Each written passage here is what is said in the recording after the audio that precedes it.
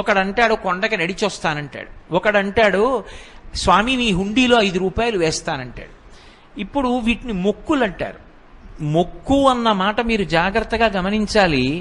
వెంకటేశ్వర స్వామి వారి హృదయం ప్రకారం అయితే వ్యాపారము కాదు. అది పాపము వలన దుఃఖం వస్తోందని వాడు తెలుసుకోవాలి. తెలుసుకుని పిలిచావు పరమేశ్వరుణ్ణి, ఆయన ఏం చేస్తాడు?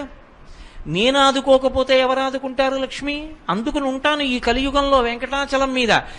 ఎవడు ఎక్కడ ఎంత మౌనంగా లోపల లోపల పిలిచినా నాకు వినపడుతుంది.